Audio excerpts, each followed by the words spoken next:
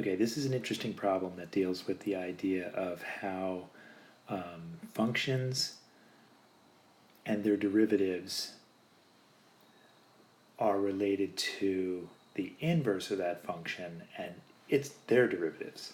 I know that sounds like a mouthful, but here's what we're talking about. If you think of this graph, f of x is x plus cosine of x. You don't really need to know what that graph looks like, but if you just kind of think about it a little bit, like when x is 0, 0 plus the cosine of 0 is 0 plus 1, so the y value is going to be 1. And then, as x gets bigger, the y values are going to get bigger, so it's going to kind of come up here and whatever. And as cosine is going to kind of bounce between 1 and -1. So it's going to kind of go up and smoosh something like that. So we'll just say it's going to go, maybe something like that and cruise along. It doesn't really matter exactly what it looks like. But that's one thing for sure, that f of x will look something like that. Now, the way functions and their inverses are related, graphically anyway, is if you can imagine the line y equals x, cruising along, the inverse of f, and they're saying g equals f inverse, the inverse of a function is the reflection of that function over this line y equals x. So if you can imagine taking what's on this side and flipping it over this line, it's going to kind of go like that. So again, it doesn't really matter exactly what it looks like, but I'll show it as like, maybe like that. I'm just trying to, that's a pretty crappy mirror, but you get the idea. And here's the other thing that really works with this is we know that the domain and ranges of functions kind of switch places. So for example, if there's a point on the blue curve, and again, the blue is g, where the x value, the input value is 1, okay, we would have an ordered pair like 1 comma question mark. Okay, we don't know what the y value is because we don't know what the inverse function is. So we're talking about like a point that would be here that would have 1 comma question mark. And what's important is to realize in the inverse function, that would be the point over here that would have the coordinates question mark comma 1.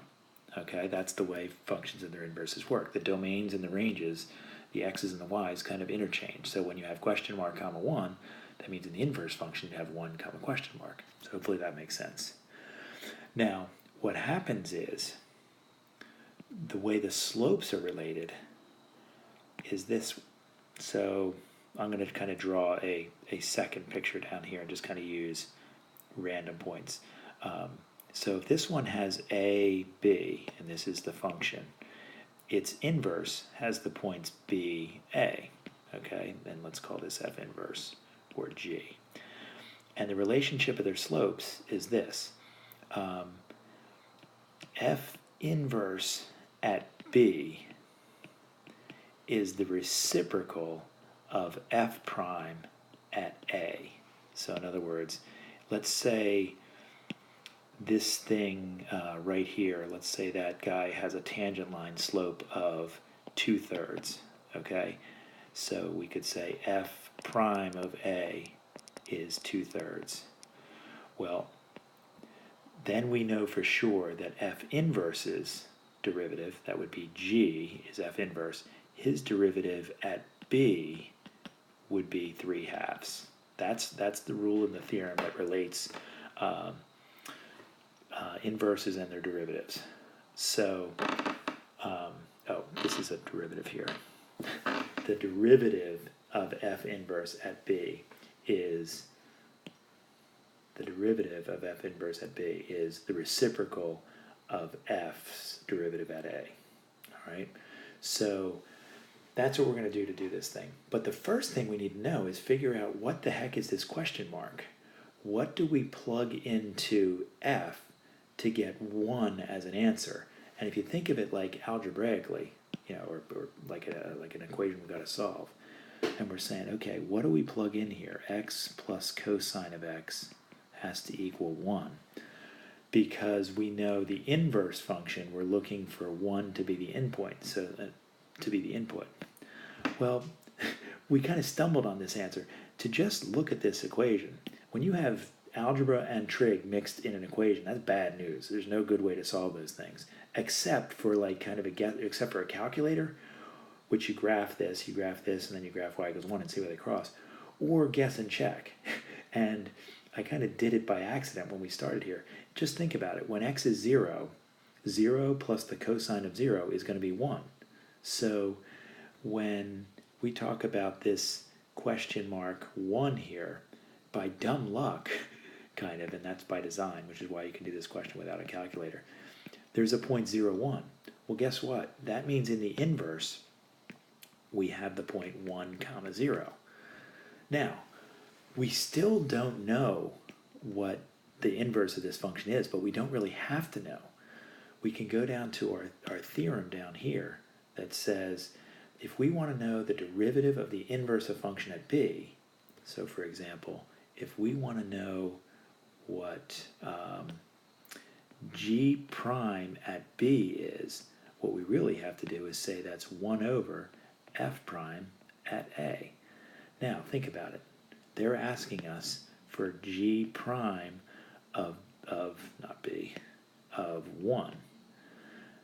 We can say, well, that's going to be 1 over f prime at 0, okay?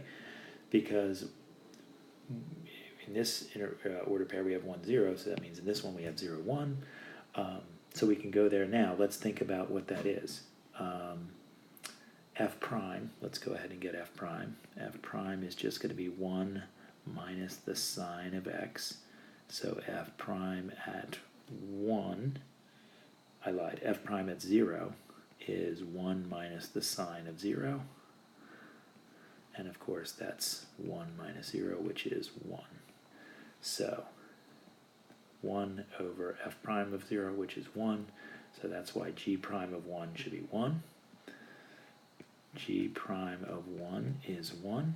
Now, g of, I didn't even bother to mention it, but we found the other answer there. G of 1 we found is 0, because we knew that when you plug in 0 into the original function, you get y for an answer, so that's why that's 0. So there you go. That's a tricky one, not so much because of this rule. You can memorize this rule. But it was really it was solving that, setting that equation equal to 1 and realizing that the solution is 0.